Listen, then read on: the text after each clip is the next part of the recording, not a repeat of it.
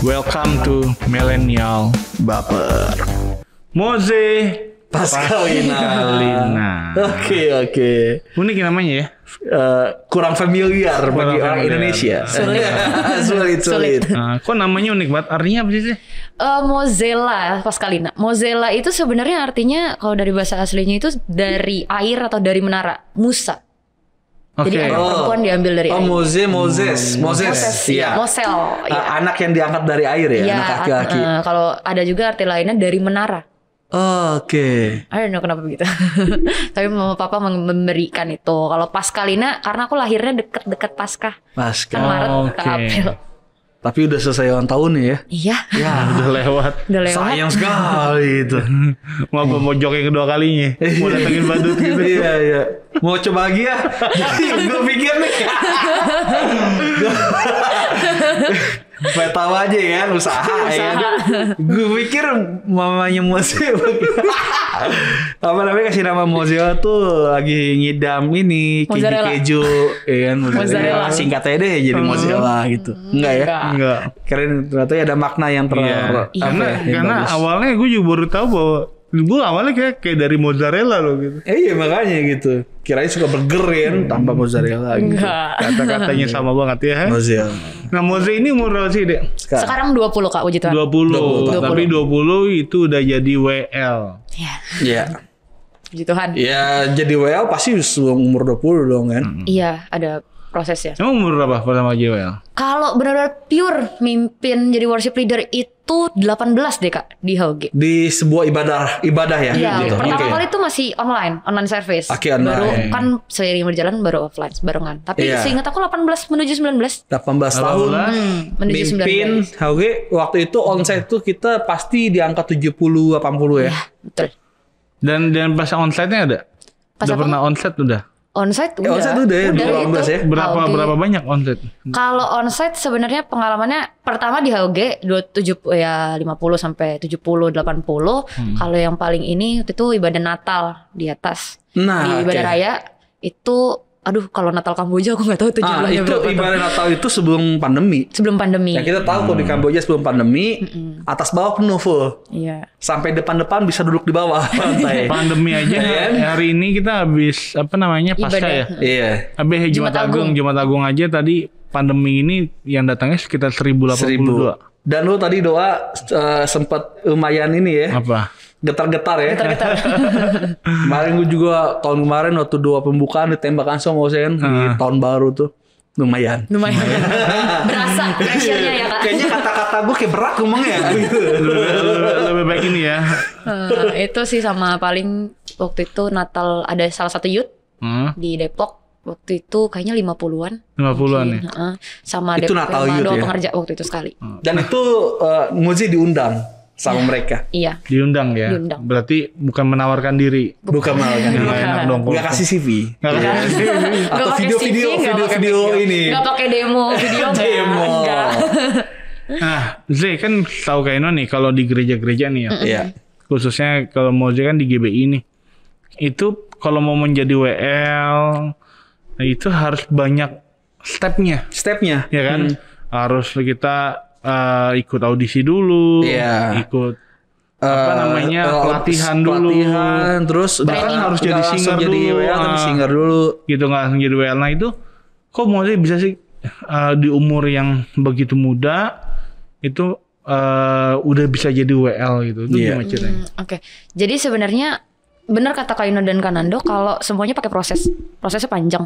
Sebenarnya waktu aku first time pelayanan jadi WL itu di Komsel.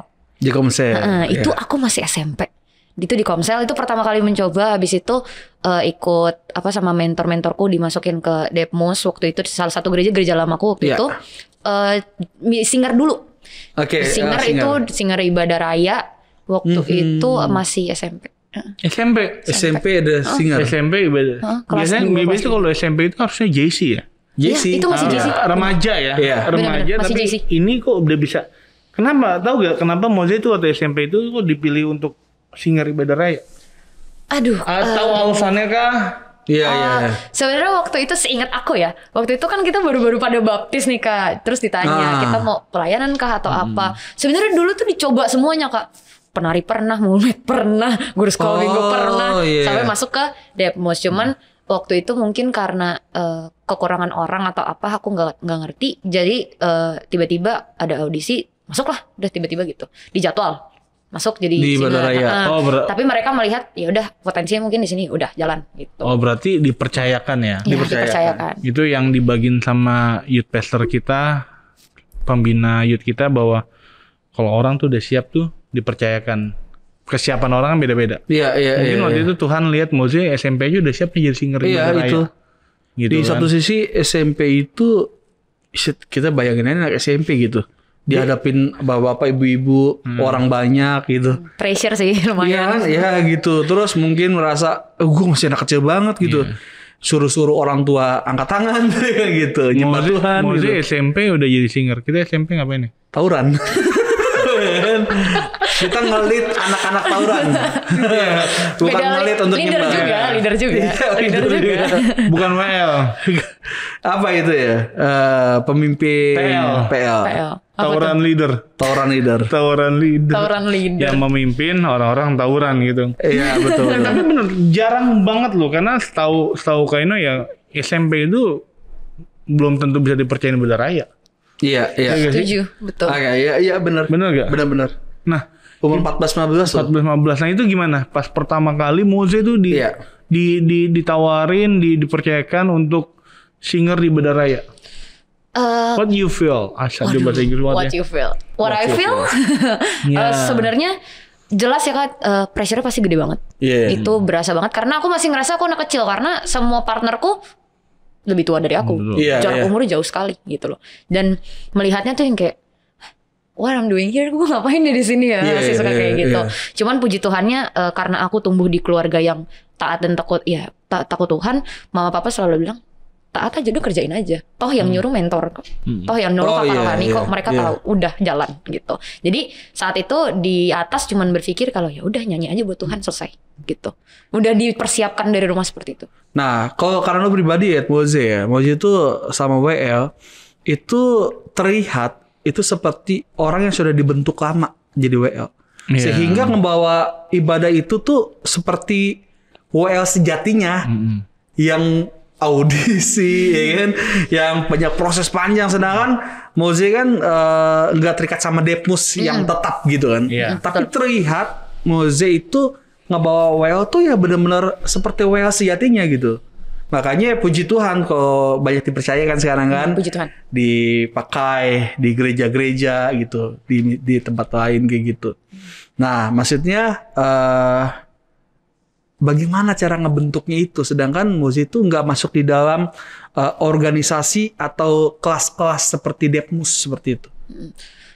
Kalau ditanya sebenarnya bentuknya gimana, akan jauh berbeda dengan mungkin teman-teman musik yang di luar ya. Karena aku nggak pernah les vokal Kak.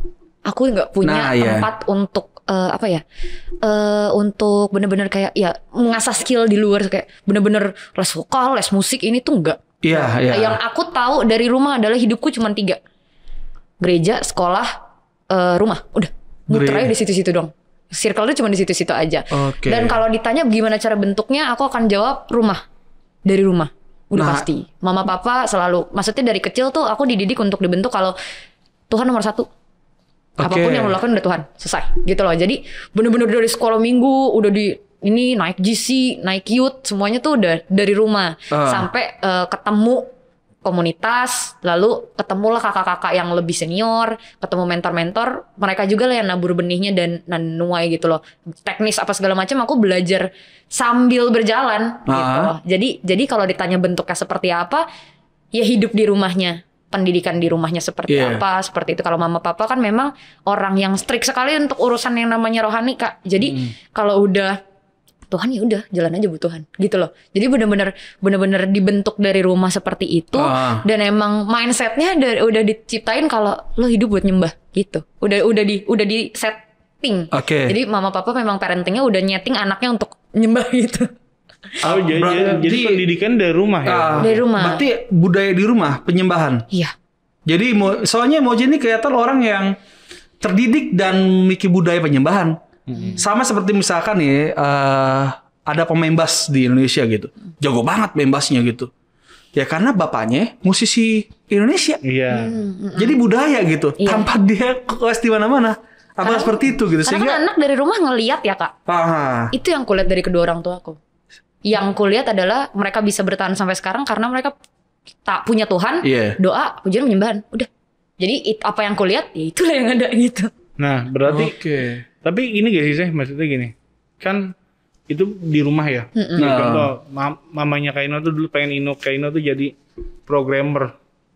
Programmer atau programmer? Sorry, bukan mau ketawa tapi bener. Kalau gue inget sekarang kok jadi lucu ya. Programmer IT gitu. IT. Iya. Buset. karena kakak tuh apa namanya programmer yang sukses. Oh iya. Jadi mama pengen aku tuh ngikutin dia karena pas dilihat emang kerja di situ banyak duit. Gitu. Sorry, tawain. Tapi bener lucu sih kalau gue lihat dia. Gue lihat gue yang sekarang, ya literally gue inget masa lalu itu jadi kayak, ya namanya orang tua cita-cita pengen sesuatu yang baik ya. Nah, tapi maksudnya pernah gak sih misalkan mungkin dididik jadi pelayan Tuhan, jadi penyembah gitu, born to worship. Tapi sebenarnya Mozi itu punya cita-cita yang lain. Nah kalau Kak Ino emang di ini jadi programmer, tapi ya emang nggak niat di situ. Ujungnya Kak Ino jadi pendeta kan. Gitu. Nah apakah Mozi sebenarnya? Enggak mah sebenarnya Mozi itu mau jadi astronot gitu kan. Maksudnya punya mimpi lain gitu. Iya, punya tujuan lain. Ya. I think semua anak muda pasti punya gak sih kak? Mereka yang pelayanan ataupun tidak, mereka pasti punya mimpi. Termasuk Mozi gitu. Karena selain itu pendidikan yang rohani di rumah, papa mama pun ngajarin kalau belajar penting. Jadi prioritas di rumah dua, Tuhan dan belajar gitu loh. Aku punya mimpi, banyak lah namanya anak muda ya. Ada aja ganti-ganti, ntar jadi guru, ntar jadi arsitek, pernah mau jadi dokter apa segala macam. Istri PNS DPR gitu. Berat. Terus tapi ya itu lagi, kembali karena pendidikan dan mindset dari papa mama. Apapun mimpi lo, kalau Tuhan bilang ini, jalan gitu. Jadi tetap aku disetting untuk mindsetnya, gue boleh punya mimpi, tapi nggak boleh maksa. Tetap ikutin kedaulatan Tuhan. Gitu. Jadi bisa dan jadi seorang worship leader pun, pelayanan di youth pun bisa sambil berjalan kok, sambil ngejar mimpi. Nggak cuman di situ. Kan kita sekolah juga, kita ini juga. Jadi selaras aja gitu. Yang penting prioritasnya tidak terganggu gitu. Jadi istilahnya kayak kita punya mimpi, kita punya choice. Ya. Tapi kita harus ikutin apa yang Tuhan mau ya. Sebenarnya kalau menurut aku gitu. Cuman itu tadi kita punya pilihan untuk ngejar itu juga menurutku. Dan aku dikasih mindset kalau kamu boleh punya mimpi, bawa ke Tuhan. Gitu. Kasih kehendak Tuhan jadi, ya udah gitu. Kalau enggak, lu pasti punya yang lebih baik kok. Jadi benar-benar dari kecil tuh benar-benar diajarin selayaknya hamba Tuhan dong ya. Man of God gitu, maksudnya kayak apa-apa tuh ya udah terserahnya Tuhan. Iya. Masalahnya gini loh, Moze. Kak Ino aja dulu kalau misalkan sekolah minggu disamperin. Jadi dulu inget banget nggak bohong. Jadi sekolah minggu Kak Ino di rumah, guru sekolah minggu sama teman sekolah minggu datang ke rumah. Ino sekolah minggu tuh. Terus saudara atau temannya mama bilang, Ino sekolahnya dari Senin sampai Sabtu aja gitu. Jadi nggak mau sekolah minggu gitu. Maksudnya umur kayak Moze, masih SMP, masih ini sebenarnya harusnya kayak dalam tanda kutip masih sedikit free will gitu loh. Ya, punya pilihan untuk main nongkrong. Tapi kelihatannya Moze kayak tersistematis ya ini ya. Moze kan benar-benar apa namanya langkah kehidupannya gitu. Dan pertanyaan kita cuma satu, nggak ada di hati Moze kayak buat berontak gitu. Aku anak muda kak, aku punya loh kayak rasa kayak gitu. Ya menurutku itu normal. Semua anak muda pasti punya itu kan tadi. Kita punya mimpi, kita punya free will, kita punya pilihan. Tapi itu lagi karena aku melihat apa yang terjadi di rumah dan aku lihat bener-bener ya Tuhan ada buat keluarga gue. Terus apa yang harus dikhawatirin gitu loh. Cuman kalau kata Kaina tadi, punya nggak sih rasa ingin berontak apa segala macem? Pernah kak, capek gitu. Pernah loh kayak maksudnya kok gue mempertahankan ini sekali, yang gue dapat apa? Karena kan kita fair-fairan aja nih, kalau pelayanan tidak semuanya langsung depan mata dong kak hasilnya. Maksudnya gue udah ngasih semua buat Tuhan, feedbacknya apa? gitu kan. Itu kan nggak langsung depan mata jebret turun dari langit juga.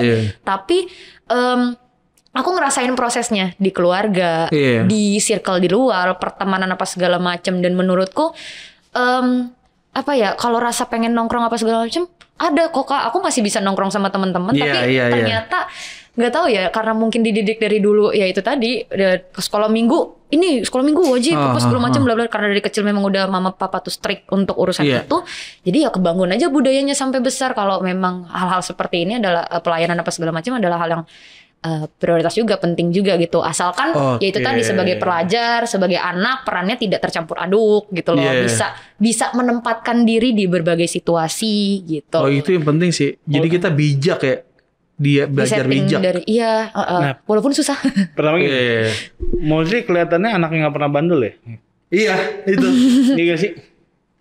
Aduh, kalau kelihatan ya kan, maksudnya aku kan juga anak muda pasti. Nah terus Moje WL, pokoknya serba-serbinya rohani mulu ya gitu. Iya, maksudnya kayak kita nih, kayak Ino, gitu. Kayak Ino sama Kak Nando nih. Udah kecil ya udah jelas tawuran. Jauh banget sama namanya gereja deh. Jauh banget sama gereja. Jauh banget. Gerejanya jarang gitu kan.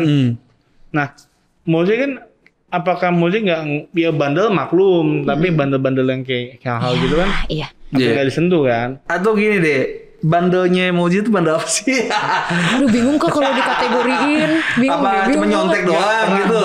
Moji pernah bandel kayak gimana bandel? Iya. Kayaknya itu deh. Versi bandelnya apa? Masih rohani gimana ya? Paling masih apa bandel, ya? Aku bandel Kak, biasanya baca 5 pasal, 2 pasal. Iya. Gitu Bang. Aku tidak begitu banget ya ampun. Definisi bandel Moji. Apa Moji itu bandel gimana? Bandel Moji gimana? Kayak dulu tuh pernah. Maksudnya kalau anak sekolah kayaknya nyontek juga pernah. Ngomong kasar paling dulu tuh pasti gitu. Terus ya bandel-bandelnya anak SMA, anak sekolah gimana sih Kak gitu. Cuman hal-hal yang arjananya kayak narkoba apa segala macam aku gak berani nyentuh. Karena dari rumah peraturan adalah peraturan gitu. Jadi aku takut pertama gini, alasan pertamanya adalah aku takut sama mama papa. Iya. Karena apa ya, kalau mungkin cara mendidik mereka juga ya aturan, saat lo melanggar lo punya konsekuensi jelas gitu loh. Terus malas belajar, ininya efeknya gini. Jadi aku udah diajarin kalau lo ngelakuin ini efeknya ini, lo membuat ini efeknya ini. Jadi setiap mau ngelakuin kayak gue mikir dulu nih, oh iya bagus dong, gimana nih efeknya. Cuman kalau ya kelewat ya udah gitu. Makanya aku kalau ditanya dosanya gimana, bingung kategori ini Kak. Paling ya bandel-bandel gitu, nyontek, ngomong bolos. Gak pernah Kak. Wow. Enggak, gue paling takut kalau nggak izin. Harus izin. Ini gini loh. Maksud gue gini loh. Maksud gue gini. Ini yang bahaya, bukan bahaya. Gue nggak tahu. Makanya kayak Ino pengen nanya mau gitu. Ya, karena yang bahaya adalah orang yang nggak pernah bandel dari dulu. Gini. Oke. Kalau misalkan pendosa jadi hamba Tuhan, itu keren. Itu keren. Jangan karena dia tahu betapa dia hidup di lumpur waktu itu dan Tuhan bersihkan gitu. Dan agak susah untuk balik ke lumpur itu gitu. Karena istilahnya ya satu mungkin dia cinta sama Tuhan ya udah gue udah pernah ngerasain. Lo rasain gitu. Nah, gimana cara Moze nih mempertahankan keadaan yang sekarang ini sampai nanti nih. Gitu. Sedangkan kalau kita tahu dunia ini makin jahat. Nggak makin baik. Nah, kalau kayak Ino sama Kanando misalnya, lu kok udah gak pernah mabuk lagi, lu gak pernah kayak ini lagi. Gue udah tahu udah pernah gitu. Dan gue tahu pahitnya gitu. Dan satu udah puji Tuhan jadi hamba Tuhan, udah takut bukan gue gak bisa bilang takut sama Tuhan juga, Tuhan yang bisa nilai gitu. Istilahnya gue ketika gue balik lagi ke tempat itu, gue mempermalukan Tuhan dong. Istilahnya gitu, istilahnya satu ya yang kedua ya udah pernah gitu. That's simple, gue ngapain gue harus balik lagi. Nah Moze ini kan belum pernah ngerasain bandel gitu. Heaven of Earth. Surga di dunia gitu. Surga di dunia itu kenikmatan dunia. Kenikmatan dunia. Nah, gimana Moze ini punya rancangan ke depan, gue harus mempertahankan iman gue. Gitu. Kalau rancangan apa segala macem, aku rasa aku cuma ngejalanin aja ya Kak. Dan tetap mempertahankan mindset itu, lo ngelakuin ini sebabnya ini. Setiap apa yang karena gini menurutku manusia nggak akan pernah lari dari apa yang sudah dia buat. Pasti punya konsekuensi. Even kecil atau besar pasti ada konsekuensinya gitu loh. Dan entah itu positif atau negatif, apapun yang kita lakukan ada dampak gitu loh. Jadi aku selalu berpikir dulu paling gitu. Jadi kayak lebih harus kayak gimana nih kalau gue ngelakuin ini ruginya seperti ini apa segala macam. Dan aku dididik untuk gak usah jatuh dulu baru belajar. Kalau bisa sebelum jatuh udah belajar, kenapa enggak? Jadi gak usah ngerasain dulu untuk lo belajar. Kalau udah ada contoh orang lain begitu, kenapa kita harus jatuh juga gitu loh. Cuman kan ada banyak orang-orang yang mungkin jatuh dan dia belajar dan bangkit lagi gitu. Nah, Moze ini tipikal orang yang anak remaja, anak muda ya. Anak muda emang udah tahu konsekuensi sebuah dosa, atau emang memaksa dirinya untuk nggak masuk dalam dosa itu. Iya. Jadi kayak gue paksa nih kayak orang puasa, gue mau gitu-gitu. Tapi sebetulnya kepo juga gitu. Kepo aku punya sense itu kok. Aku pernah kepo, pernah lah. Karena aku ngeliat orang-orang, kok bisa ya kayak gini? Kok bisa ya begini? Kok bisa ya lo kepikiran untuk melakukan ini? Kok bisa ya lo itu jatuh gimana? kayak gitu? Itu punya pikiran itu apa gitu? Itu keponya, sorry. Keponya cuma kepo.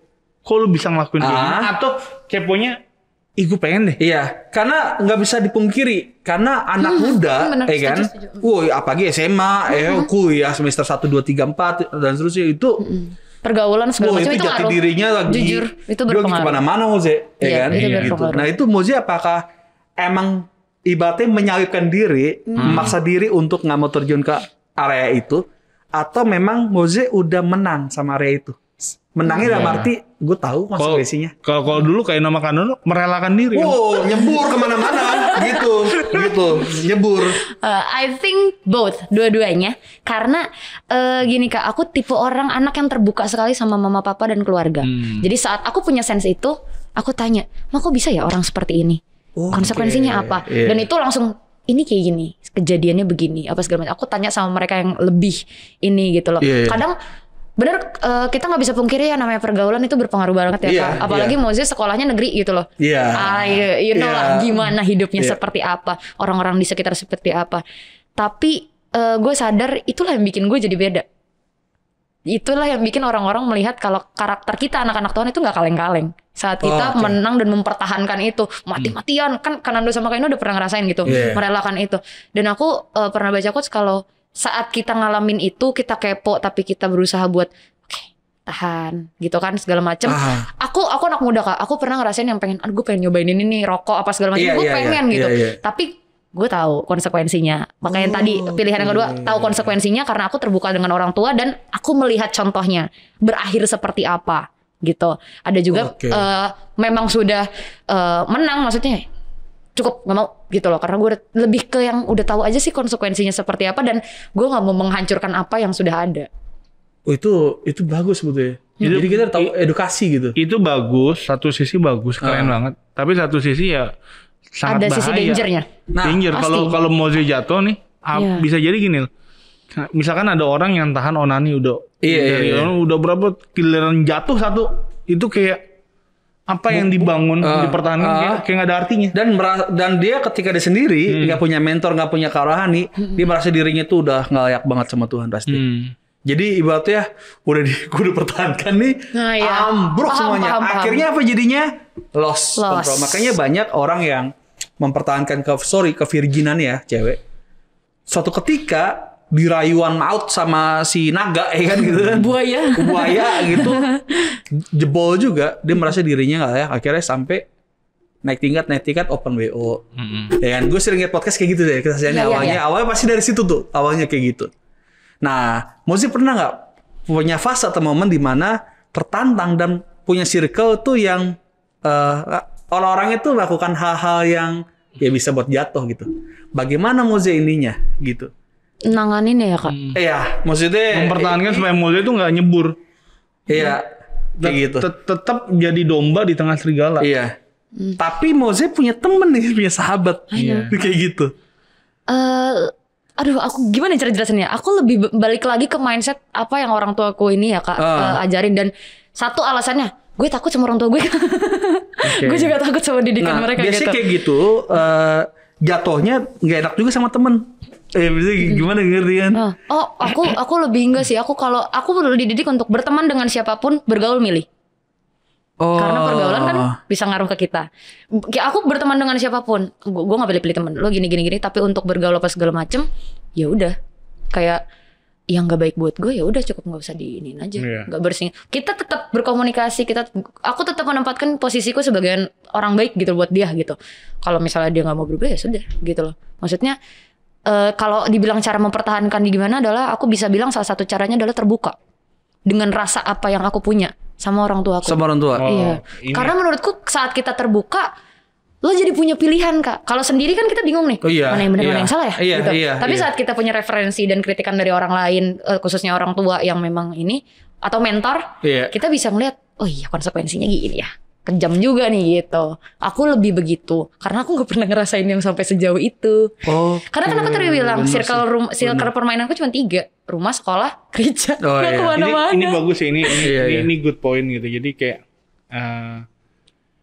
jadi terbuka itu penting. Iya, itu kayak kunci kayaknya, kunci banget itu. Karena si Bill atau Kak Angga gitu pernah ngomong gitu bahwa sebenarnya ketika lu cerita tentang apa yang lu mau lakuin sebenarnya bukan lagi tapi dengan orang yang tepat ya. Bukan mempermalukan diri lu, tapi menyelamatkan. Contoh misalkan ada orang mau cerai nih. Tapi dicerita sama orang yang tepat, sahabatnya yang jelas-jelas sayang sama dia. Bisa jadi nggak jadi cerai. Kenapa? Pasti sahabatnya nggak mungkin udah lu cerai aja, pasti kan jangan bro, coba ingat lagi Hero Pak. Nah itu yang jadi nyelamatin. Mungkin Moze juga selamatnya juga karena Moze ini berani terbuka sama orang tua. Iya. Ya kan, nah banyak anak-anak yang pada akhirnya jatuh karena nggak ada tempat terbuka. Karena komunikasi sama orang tua tuh nggak ada. Nggak ada komunikasi. Nah, mungkin lebih ke nggak percaya kali Kak. Menurutku ya anak-anak muda gitu. Bisa. Karena aku kan maksudnya aku punya anak-anak rohani, aku punya teman-teman. Overall apa yang mereka kuliah, ternyata mereka nggak berani percaya sama orang tuanya. Karena pernah ada pertanyaan masuk ke aku kalau kok bisa sih lu sejujur itu sama nyokap gitu. Iya. Kalau bisa sih lu sejujur itu sama gini. Mungkin kalau ke mentor masih ada beberapa hal yang nggak bisa kita ceritakan karena orang jatuhnya bukan orang ini kan orang luar juga. Tapi kalau ke nyokap, kok bisa sih lu sejujur itu gini. Nggak ngerti ya, mungkin dari kecil memang gue dididik untuk ya udah cerita aja gitu. Even mungkin konsekuensinya bakal dimarahin dulu ya. Itu udah pasti nyonya. Tapi pasti akan dimarahin. Cuman kan culture sih ininya. Ya namanya orang tua kan nggak mau yang terburuk buat anaknya ya Kak. Pasti bakal abis dimarahin ada sesuatu yang akan dia berikan, cerita pas segala macam gitu sih. Memang budaya. Makanya penting banget nih ya bagi orang tua juga yang nonton. Kalau misalkan anak terbuka ya jangan dimarahin. Dengerin aja dulu. Istilahnya jangan bikin anaknya itu merasa lebih bersalah. Gitu. Malah jadikan diri kita, misalkan Anda orang tua, jadikan diri Anda itu sebagai tempat paling aman. Untuk anak-anak cerita. Sehingga anak-anak nih yang nonton juga orang-orang milenial kalau mau cerita sama orang tua jauh lebih aman dan bisa menyelamatkan diri kita nih. Gitu karena ya jujur aja Kaino dulu nggak berani cerita kayak no tawuran pasti kita udah tahu konsekuensi dari orang juga tua gitu kan Kak. Nggak pernah ngobrol, nggak pernah ngomong apapun sama. Pulang aku punya pacar yang bukan Kristen nih gitu, nggak pernah ngomong. Aku gituan aja aku jujur loh Kak. Aku suka sama orang yang mungkin beda keyakinan. I told gitu loh. Aku ngomong, Ma ini gini. Nah akhirnya nggak jadi. Ya udah pasti enggak dong Kak. Gue pernah kemarin tuh baru. Pasti pernah lah namanya kita sekolah. Ya, karena juga punya anak rohani kan.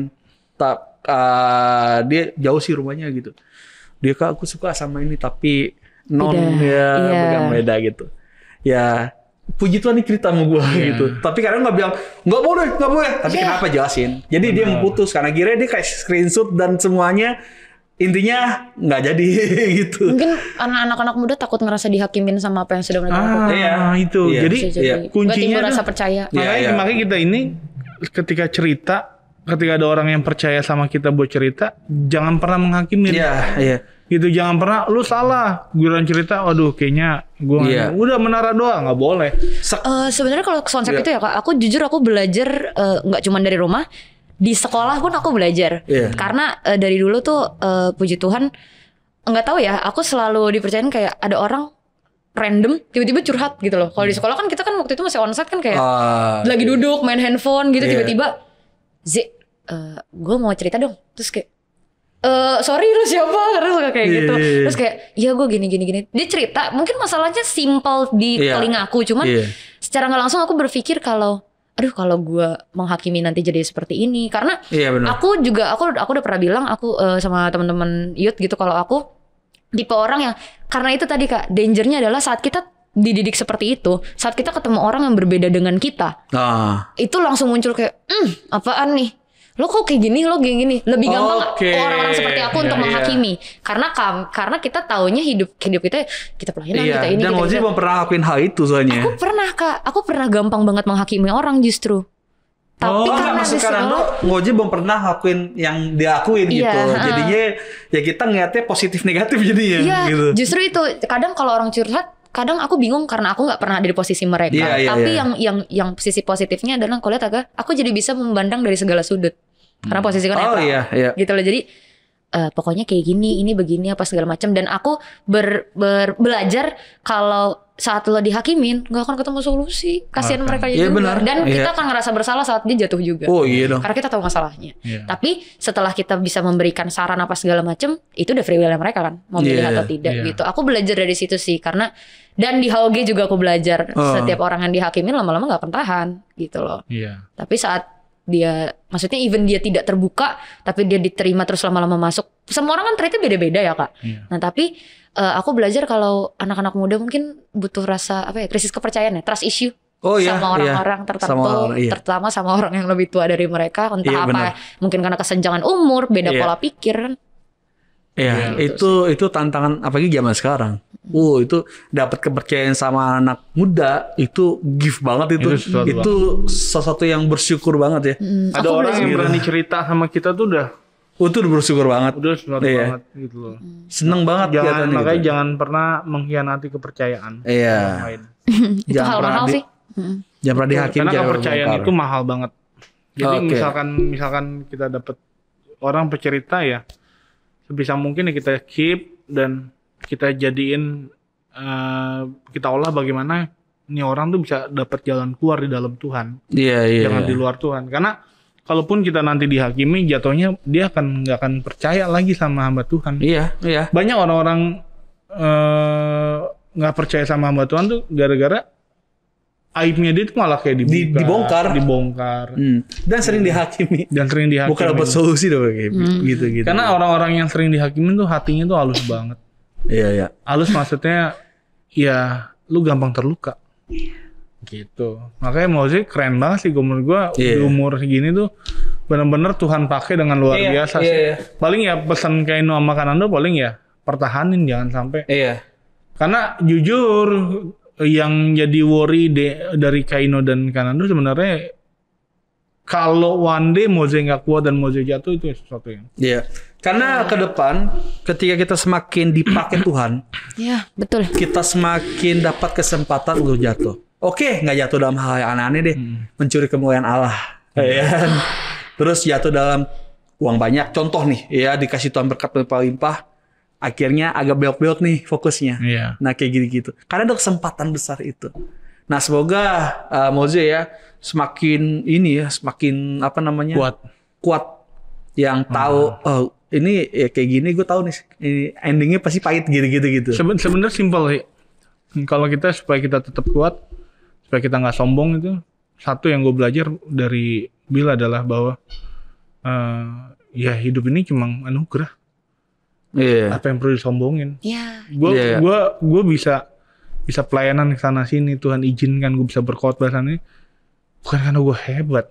Kalau dilihat dari masa lalu, benar gak sih? Kita tuh nggak kita ini nggak pantas. Ya kan? Nggak pantas di atas mimbar ngomongin orang, ngajarin orang tentang firman Tuhan tuh nggak ada pantasnya sama sekali. Tapi karena dia menganugerahkannya sama kita, Yesus anugerahin sama kita, kita dilayakin. That's the point. Jadi benar-benar kita terpatri dalam otak kita bahwa ya nggak harus ada yang dibanggain dalam diri kita selain Yesus.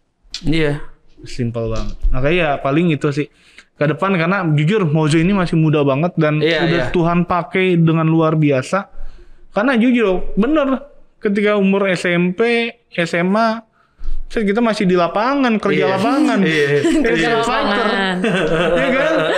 Kerja kita masih cari ketenaran, nama. Dulu Kanando ini namanya Perdut, Peri Gendut, Kaino Didon gitu.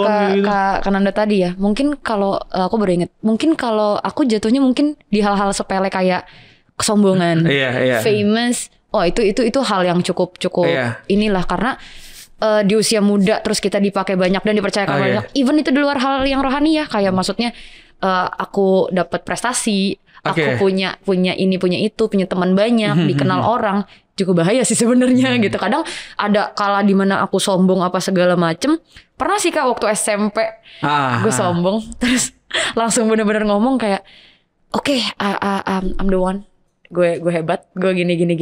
Masuk SMA orang yang kayak gue banyak.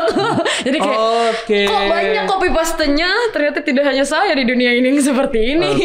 Nah, jadi langsung bertobat seketika gitu. Langsung, wow, apa yang salah suka kayak gitu. Masih ada hal-hal seperti itu. Wajar karena sih, wajar. aku manusia dan aku masih benar, aku masih bisa buat salah gitu loh. Cuman kalau cara mempertahankan apa segala macem, ya itu ngeliat konsekuensinya, terbuka, mungkin lebih kayak apa ya, karena punya rasa bersalah nggak enak Kak. Iya. Jadi mikir kayak gitu kayak, aduh gimana nih. Nah kalau Moje sama ini Moje sering dipakai, apalagi kemarin juga dipakai luar biasa kan. Struggle nggak masalah ini? Struggle maksudnya? Ya masalah apa namanya? Sombongan gitu-gitu. Iya gitu. Misalnya ya itu kan itu serangan yang sangat umum besar banget sekali, ya. Gitu ya. Gitu. Jadi kita beda-beda beti nih kan. Apalagi Moze ini adalah pelayanan mimbar. Iya, betul. Kayak gitu. Pelayanan mimbar salah satu pelayanan yang tricky disorot orang gitu kan. Dilihat orang. Struggle sih gitu. Kak, takut. Mungkin lebih karena usianya muda saat dipasangin sama WL senior, apakah aku melakukan sesuatu yang benar? Atau teknisnya benar? Apa yang gue keluarin terbaik atau tidak? Dan itu tadi kesombongan dan lain-lain. Karena makin kesini makin sadar kalau saat gue dilirik orang itu akan berlalu juga, karena gue akan ketemu tempat baru lagi, mulai dari nol lagi, gitu kan, ke adaptasi lagi kayak gitu. Belajar dari zaman-zaman SMA, karena dulu zaman SMA jujur kalau misalnya dibuka, gue ngerasa gue yang terbaik Kak. Karena aku dari kecil dididik untuk jadi sempurna. Gitu. Mungkin ya mindsetku ya jadi seperti itu. Mungkin orang tua aku tidak berniat seperti itu. Cuman secara tidak langsung masuk kalau harus ini. Dari dulu tuh dari SD sampai kelas 9 ranking 1 terus. Pas kelas SMA ranking 5 drop. Langsung salah gue di mana? Nah, itu kecewa banget gak ketika harapan ekspektasi nggak dapet? Kecewa. Pasti yang kayaknya udah yang bener deh gini-gini. Dulu ya Kak, aku punya, aku setiap masuk ke kelas baru atau masuk ke sekolah baru, aku selalu punya kayak blacklist gitu. Anak-anak yang akan aku singkirkan dari posisinya. Wow. Apa tuh namanya itu kalau gitu tuh? Kompetisi. Iya kayak gitu gitu. Kompetitif banget anaknya. Kompetitif gitu. Kalau akan aku singkirkan. Kalau Kaino masuk kelas dulu, langsung kayak nulis anak-anak mana aja yang bisa Kaino contekin. Iya. Hah? Iya. Iya benar. Benar gak? Taktik jitu ya. Kalau kita anak mana nih yang punya strategi perang tawuran nih? Bagus. Yang berpotensi menjadi jenderal gitu. Ini jago pedang nih. Anak-anak mana bisa dikolekin. Dulu tuh sampai kayak gitu lah Kak. Cuman makin kesini kayak buat apa ya? Tidak ada yang berhasil. Ujung-ujungnya mereka yang pintar akan tetap begitu. Mereka yang ambisius akan tetap begitu. Dan usahaku tidak sebanding dengan mereka. Jadi kayak ya udah deh gitu. Oje, di dalam pelayanan pernah nggak punya pikiran kompetitif juga? Pernah. Nah itu gila. Pernah. Siapa yang mau disingkirin? Gak ada, cuma maksudnya gak menyingkirkan. pengen jadi yang best of the best lah gitu. Pernah pastilah. Karena aku kan ya itu tadi dengan ngelihat latar belakang, punya privilege, punya ini segala macam, dilirik segala macam, saat orang lain yang dipilih aku kayak kok yang di sini gitu loh. It's my place gitu loh. Tapi itu lagi lingkungannya seperti apa. Kembali lagi kayak ya udahlah sih, untungnya apa gitu loh. Kalau menurut belum tentu saat berdiri di situ aku bisa sebaik dia. Tapi kalau menurut Keno sih satu hal yang kita harus ingat adalah gini, bukan siapa yang di atas panggung, nggak seberapa lama, nggak berpengaruh gini loh. Semuanya itu adalah hak prerogatifnya Tuhan. Nggak peduli lu udah lebih lama dari dia pelayanan, nggak peduli lu udah lebih hebat, jam terbang tinggi, betul. One day Tuhan pilih orang yang mungkin pengalamannya di bawah lo, tapi dia naik ke mimbar, and itu bukan lo, bukan kita gitu. Itu kan haknya dia. Dan harus terima. Dan yang Kaino tahu bahwa ya Tuhan yang tahu proses hidupnya dia. Betul. Gitu. Jadi istilahnya siapapun yang di mimbar, kita nggak bisa bilang kok lo lagi sih naik, lo lagi naik. Jangan-jangan gara-gara bapak lo punya link gitu. Enggak juga. Tapi gini, tapi itu udah haknya Tuhan dong. Ya. Bener gak sih? Bukan apa ya ranahnya. Tuhan nggak pengen dia naik, nggak akan naik. Betul. Walaupun bapak lo presiden, bapak lo punya gereja kah, bapak lo pendonor punya donasi di gereja paling besar. Tapi ketika Tuhan bilang lu nggak naik, usaha manusia akan gugur kok. Gitu loh. Makanya hal-hal ini yang kita harus pelajari sehingga gini, ternyata dalam pelayanan itu bukan kompetisi, tapi semuanya karena pemberian kepercayaan. Betul. Iya. Betul. Nah itu sebetulnya mindset rohani yang kita harus miliki ya. Benar. Gitu. Jadi kita harus percaya bahwa yang di depan ini adalah Tuhan yang pilih. Iya. Gitu. Walaupun melepas kehendak itu susah loh Kak. Nah, masalahnya, masalahnya untuk susah di tahap itu butuh proses demi proses yang kita salamin. Iya. Kenapa? Karena kita bukannya kompetitif. Oke, ini bukan kompetitif, tapi kita ditampilkan mimbar itu seperti kompetitif juga masalahnya. Iya. Pengkhotbah banyak, tapi satu dipilih. WL banyak, satu dipilih. Iya. Manusia cuy, ya kan? Benar. Kita punya logika gitu. Nah, Moje pernah di posisi itu, bagaimana Moje untuk akhirnya mengatasinya gitu. Karena ya nggak bisa dong, misalkan kita nggak bisa maksain kalau dia udah dipilih, kita nggak bisa kayak malah jatuhnya kalau kita menggunakan trik-trik malah kita yang jahat. Iya, licik. Nah gitu. Apa Moje pas aku dipilih, aku makin latihan lagi ya. 24 jam. Atau Moje pada akhirnya sadar gitu bahwa oh ya semua kan anugerah. Iya.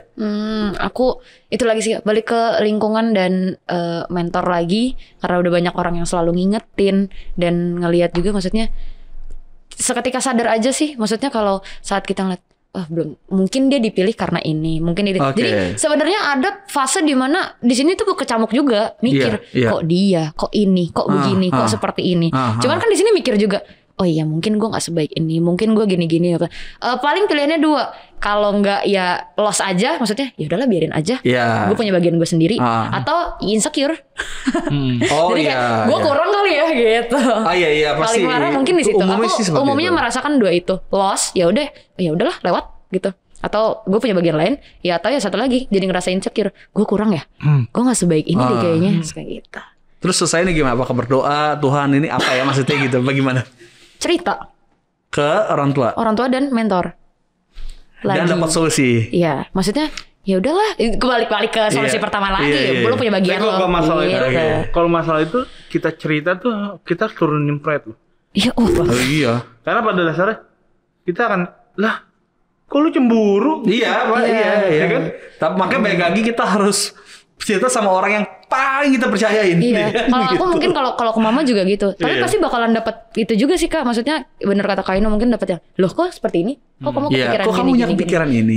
Cuman kan balik lagi mereka akan ngingetin yang ya udahlah, lo punya bagiannya. Toh udah pernah, toh udah ini, biarkan dia merasakan juga bagian itu. Biarkan dia punya kesempatan itu juga. Itu tadi. Kan semua orang pasti bakal dikasih kesempatan. Itu jadi aku bilang puji Tuhannya aku ketemu komunitas dan lingkungan yang adil. Maksudnya semua orang punya porsinya. Adil itu kan bukan berbicara soal sama rata sama rasa. Adil itu bicara soal semua orang punya porsi masing-masing. Iya, gitu di mata Tuhan tuh sama porsi masing-masing. Itu sih lebih kayak gitu. Kalau ditanya bandelnya gimana apa segala macem, ya so-so aja kayak anak pada umumnya aja sih. Sama aja. Pernah bandel juga, ngomongin orang juga pernah gitu. Ngomong kasar juga pernah, tapi paling parah kecewa. Itu paling sering. Aku lebih ke ini di dalam hati. Ya karena mungkin ya ininya apa yang udah Moze bangun sih jatuhnya. Iya. Ya rasa kekecewaan itu mungkin yang ketika dia nggak dipilih atau ketika Moze yang bukan menghakimi dia, tapi itu mungkin hal-hal gitu yang ternyata saingannya Moze lebih ini ya pada akhirnya kecewa itu paling dosa bukan dosa ya. Itu sebenarnya manusia umum. Itu hal yang wajar sih kompetitif kayak gitu ya. Gitu. Cuman memang kita dihadang Tuhan nih. Ya gitu. Jadi kita punya sesuatu yang menyikapinya tuh memang beda gitu karena dihadangnya Tuhan gitu. Kalau umum mah buset itu sangat wajar banget kecewa. Gue gak dipakai lagi ya gitu. Atau kecewa sama diri sendiri saat apa yang udah kita rancang tidak berjalan sesuai ekspektasi. Aku lebih sering seperti itu juga. Maksudnya gue mempersiapkan ini saat misalnya lagi di pernah ya kalau jadi WL kan pernah turun juga gitu ya kan. Maksudnya pernah ada off-nya gitu, landai ke bawahnya. Itu bisa kecewa banget. Kecewa sama diri sendiri. Aku nggak melakukan yang terbaik, gue nggak mengeksekusi yang terbaik, gue gini. Ya salah satu penyelesaiannya nggak jauh-jauh, pasti mentornya bakal bilang ya udah beresin lagi, masih ada kesempatan lain, perbaiki gitu. Cuman rasa bersalah sih yang paling gak enak. Nah kalau pas mau JWL tuh dipuji pasti pernah dong. Pernah. Nah itu gimana respon itu? Itu ambil mentah-mentah asik dipuji. Paling bergumulan dan fun sekali. Itu gimana? Gitu. Seorang Moje umur 20 tahun ya, gitu. Gimana tuh nyikapinya dapat pujian? Langsung auto yang diem aja sih, maksudnya kayak udah malah kayak cukup karena gue tau gue gampang sombong Kak. Oke, iya. Ya udah cukup, puji Tuhan, selesai. Gitu loh. Lebih kayak menghindar, udah cukup. Yeah, makasih dari Tuhan, selesai gitu. Saya kalau duet nih, maaf kalau salah ya Moje ya. Kalau duet Moje akan dicoba ditantangnya tuh arahnya ke sana doang dah. Iya Kak. Karena Moje enggak lain-lain. Pasti arahnya ke inilah permasalahan di itu juga. Mungkin kesombongan kemuliaan Tuhanan gitu. Karena kekecewaan karena ada basic message juga yang gue harus perfect gitu. Iya, itu salah satu ininya gue. Dan itu tadi sikap individualis gue Kak. Karena gue kan satu gue semata wayang. Terus aku semata wayang. Aku terbiasa bukan main. Ngerti. Tinggi sekali, bisa tanya dengan teman-teman yang lain. Tinggi banget. Dan sikap individualis itu yang ya egois, individualis, gampang kecewa, terpatahkan dengan ekspektasi. Itu yang paling sering sih. Karena dan setelah itu kejadian cuma bisa diem doang. Ya berkecamuknya di diri sendiri aja. Jadi yang pernah yang ngerasa kayak sendiri, maksudnya kayak salah di mana gini. Jadi repot sendiri gitu loh. Iya sih. Oh, sering overthinking diri ya? Iya, betul. Jam-jam dini hari jam 1 tuh paling parah tuh. Jam-jam tidur begadang tuh. Tuh ya teman-teman milenial ya, jangan tidur pagi. Iya benar. Bahaya itu. Kemana-mana pikirannya. Iya. Karena ada quotes bagus banget dibilang ini. Stop overthinking. Karena nggak ada yang baru dari masa lalu. Dan gak ada yang pasti dari masa depan. Yap. Semuanya akan berjalan sesuai dengan apa yang Tuhan mau. Iya. Jadi kalau udah masa lalu udah lewat ya udah, it's okay. Jadi pelajaran untuk memicu kita jauh lebih baik ke depannya. Aku tipe yang ini banget sih memang. Karena kebiasaan sistematis dan ekspektasinya tinggi, jadi apa-apa masih berproses di bagian itu dan banyak hal lainnya lah. Maksudnya yang tadi dibilang, even aku masih karena masih muda, masih 20 tahun. Bener, fase terus hidup Moje makin akan lebih naik lagi. Jadi worship leader, dipercayakan banyak ya puji Tuhan. Tapi ya itu tadi masih suka ada kekhawatiran kalau nanti gue jatuh seperti apa. Apakah gue akan kecewa apa segala macam. Jadi kalau ditanya cara menangani itu, aku belum ada di titik itu Kak. Aku belum pernah mengalami itu gitu. Cuman ya yang aku tahu pasti ada banyak orang yang menjaga aku. Yes. Itu. Jadi ada banyak teman-teman di luar keluarga ya. Dulu tuh pernah di Instagram ada orang, aku buka Q&A terus ada yang nanya, orang paling berjasa selain Tuhan dan keluarga siapa? And I just answer my mentor.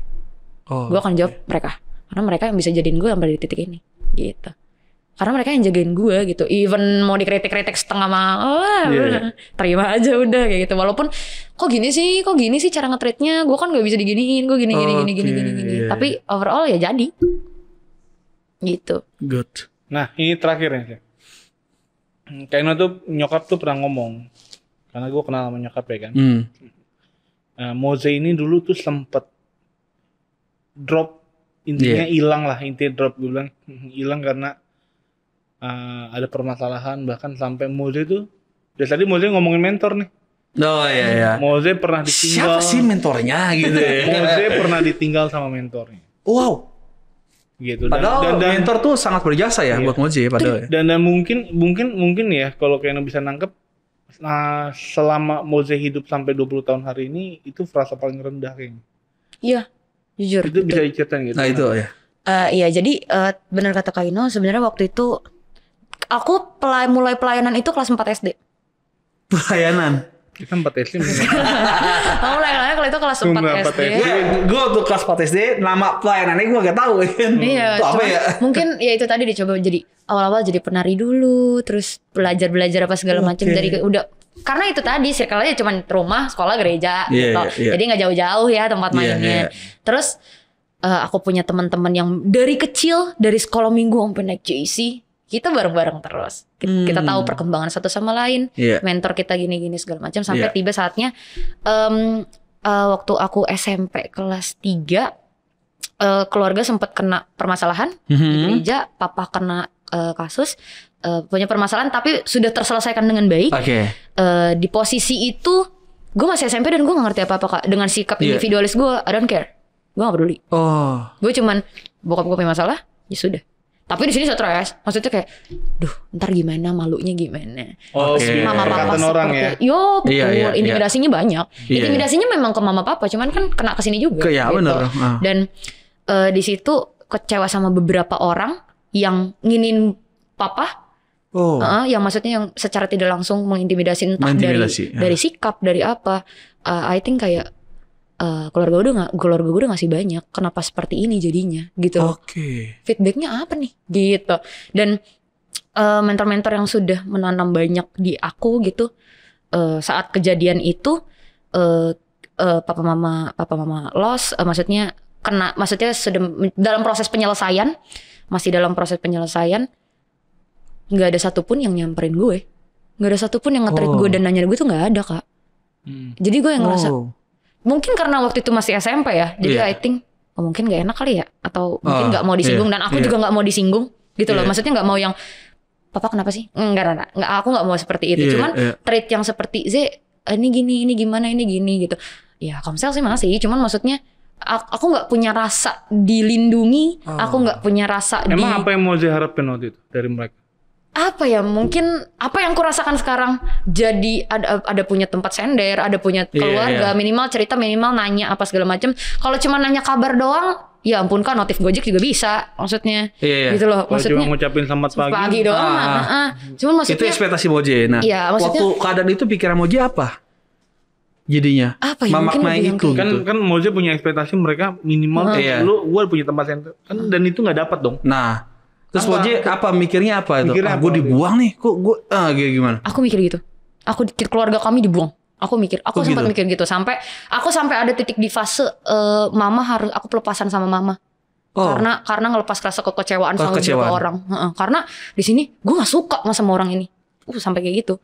Dan ngelihatnya tuh yang kayak udah deh gitu, nggak usah kayak gitu deh, ini kan gereja nih maksudnya. Kenapa sih kayak gini? Aku sampai karena mama Moje tuh benar-benar cerita bahwa kakak rohani ini deket, gitu dekat sama Moje, dan ya baru tahu ternyata karena ada masalah itu, ya kakak rohaninya hilang. Gitu. Jatuhnya mungkin hilang bukannya dia hilang, nggak maksudnya hilang itu karena mungkin gini. Ya tadi mungkin dia nggak mau ikut campur gitu, tetapi kan gini loh, men, lo dekat sama orang. Gue dekat sama lo. Lu masa kasus ya. Gue nggak mungkin gue kayak, lu gimana, kenapa lu gitu lo? Iya kan, kayak lu bisa ke gue gitu masalah apa, lu pasti lu kenapa gitu. Nah itu yang dibilang hilang, yang dimana Moje pada akhirnya benar-benar dalam kondisi drop banget. Frase sampai nggak percaya sama gereja gak? Sempat sama orang-orang itu kecewa sama satu gereja atau sama beberapa personal doang nih? Kayaknya nggak sampai satu gereja sih Kak, karena kan nggak semua orang berpengaruh, sama beberapa orang aja sih, orang-orang yang lingkup internal.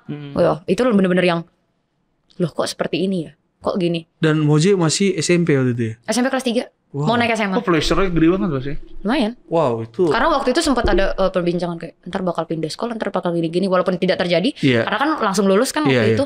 Cuman ya itu benar-benar sampai yang pelepasan sama mama karena intimidasinya kenceng sekali. Dan itu benar-benar ditinggal. Benar-benar yang hilang. Itu benar, itu jujur ya. Kondisi ketika lu lagi dalam tekanan yang begitu besar dan sekeliling lo yang pada awalnya lo percaya, ya kan, which is sering sama-sama, lo sering main bareng, pelayanan bareng, literally pada saat itu nggak ada. Itu gue padahal Moje tuh butuh orang itu untuk memaknai nih kan, dan sekarang kenapa nih? Dan gue pernah ngalamin itu, dan akhirnya jujur lo kayak kehilangan arah sebenarnya. Gitu. Karena harusnya mentor itu kasih ketenangan lah.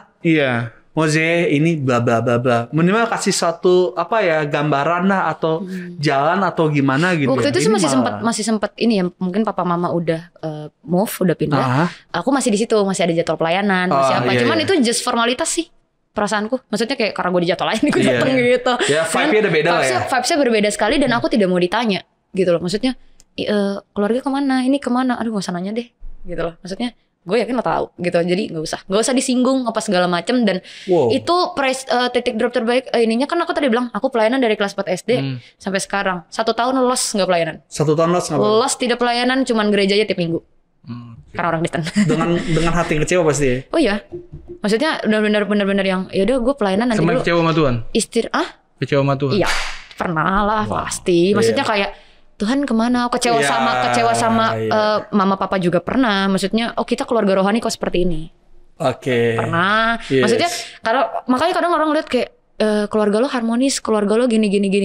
Gue cuma mau ngasih tahu sama teman-teman milenial, tidak semua keluarga yang kelihatannya di luar itu baik di luar. Iya. Mereka pasti punya masalah masing-masing. Iya, Hanya saja penyelesaiannya, Iya. responnya seperti apa berbeda-beda gitu. Dan puji Tuhannya di situ itu benar-benar titik dimana aku cuma bisa ngelihat hal yang ada di keluargaku cuma 2, Tuhan dan doa. Udah.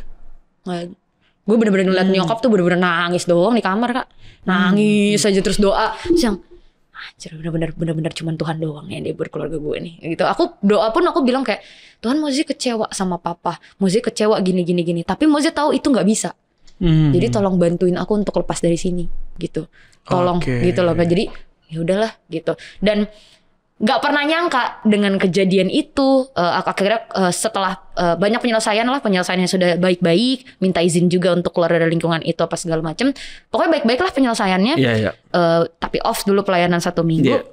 Sampai akhirnya dititipin ke salah satu mentor.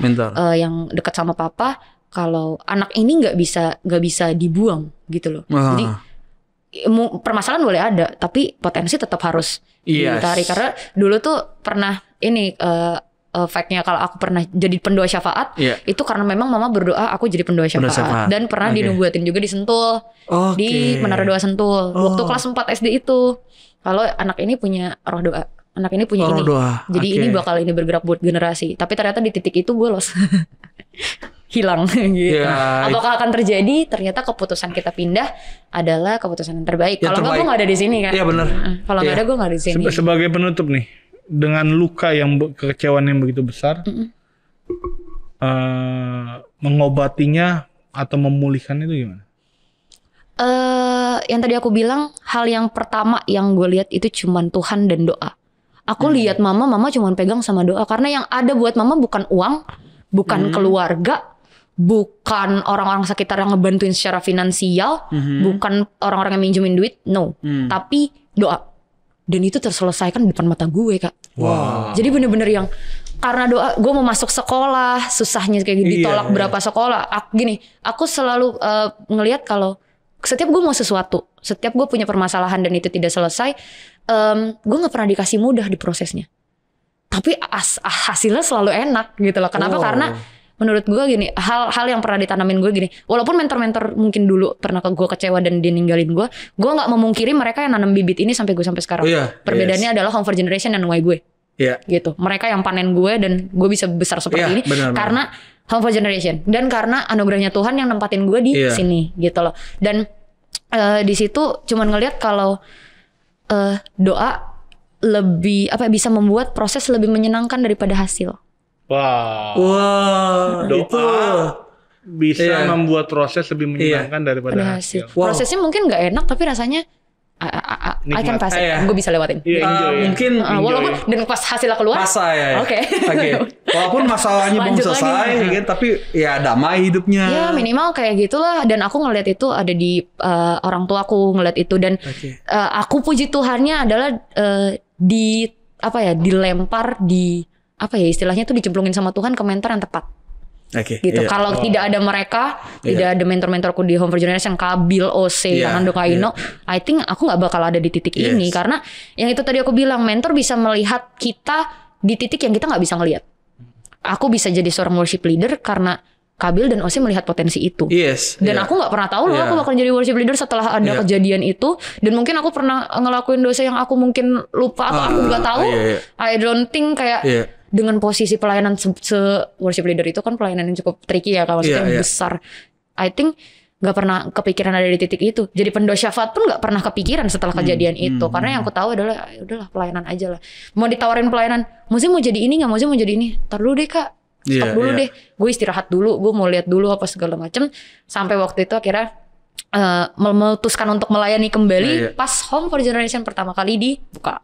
Jadi I think waktunya tepat dan doa itu yang bikin semua proses itu menyenangkan. Karena pas gue mundur, woi prosesnya enak ternyata. Walaupun jatuh, tiba-tiba gue dimasukin ke mentor yang tepat. Setelah mentor yang tepat, waktunya pun tepat. Terus prosesnya mau berdarah-darah tapi gue gak sendirian. I think it's enjoy gitu loh. Jadi waktu gue masuk ke komunitas yang baru, gue ngerasa even gue punya masalah gue bahagia di sini. Gitu. Jadi itu tadi doa bisa membuat proses lebih menyenangkan daripada hasil. Dan keren. Penutup yang keren. Thank you Moje. Thank you Moze. Blessing banget hari ini. Umur 20 tahun sudah banyak sekali dapat pelajaran. Puji Tuhan. Bagi anak-anak yang milenial khususnya. Anugerah lah semuanya kak. Yes. Dan itu tadi kalau aku bilang mentor adalah orang yang berjasa karena mentor itu justru adalah bentuk anugerahnya.